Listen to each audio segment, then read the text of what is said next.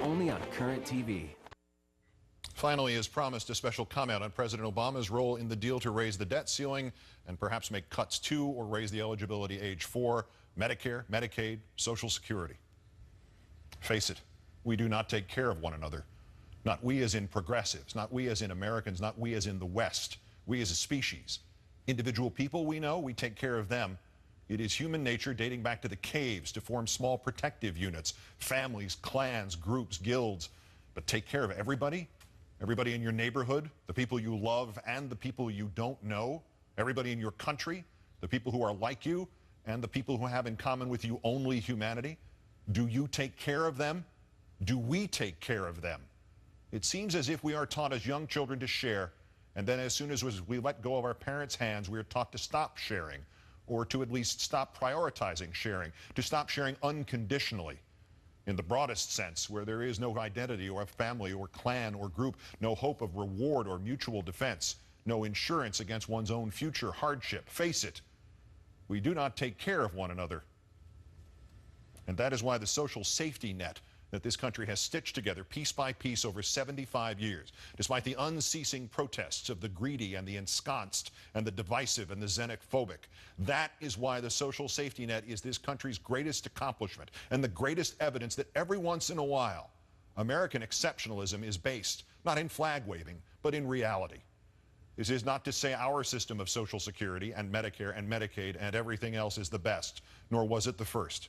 3,400,000 people in this country above the age of 65 still live below the poverty line, and 43,600,000 of all ages still do so. But unlike so many other nations, unlike what so many in this nation want to see and desperately strive to force, the movement in this country for more than 100 years has always been forward, has always been just slightly bigger and better than it was yesterday, towards the simple idea that those other people you see every day, the background characters, the extras in the movie that is your life, that they count too. And that the only obligation you truly have in life is to try to do something for them, even if you will never meet them, even if you will never know them. Something, not everything, something. Every day since I started to think, I realized I knew a little less than I thought I did the day before about why we are all here. But over time, I have come to agree with the baseball player Jackie Robinson. A life is not important except in the impact it has on other lives. What other measure is there of each one of us? You will die and I will die and everybody you will see tomorrow will die, and so are the children and their descendants, and we will be at best memories. And by what are all those who preceded us judged? Name anybody in history. Name anybody we all know or somebody only you know. By what are they judged? The answer, stripped of the bells and whistles, is not wealth nor fame nor beauty nor power, but what impact did they have on the lives of others? This, Mr. President, was not intended to be a sermon. But I find I cannot forecast what will happen politically if you craft a compromise to a manufactured political crisis that includes unnecessary cuts to Social Security and raising the age for Medicare eligibility from 65 to 67. I find I cannot forecast if you will have made yourself unelectable next year, or if there's just enough greed and self-serving amnesia to reduce such an attack on that safety net to a political blip.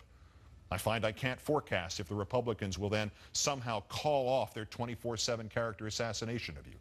I find I cannot forecast if the rest of us, battered by your compromises here and your ITSA starts there, will bother any longer to defend you.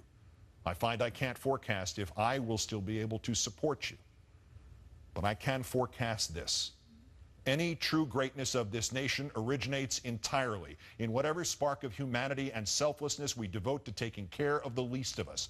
Any claim we have to lead, to encourage, to inspire other nations starts with whether we continue to move forward each year, each day, each minute towards a time when we have no hunger in this country, when we have no poverty in this country, when we have no old people eating dog food in this country, when we have no patient in this country deciding between meals and medicines.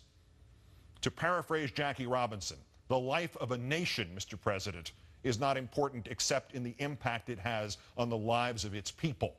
And if this deal with the Republicans takes $1 away from those people who do not have $1 to spare, while preserving the millions for those who have millions more. If this deal, sir, keeps intact funding the mechanisms we have for killing people while cutting the mechanisms we have for keeping people alive and healthy, then it is a betrayal of everything that makes this country great.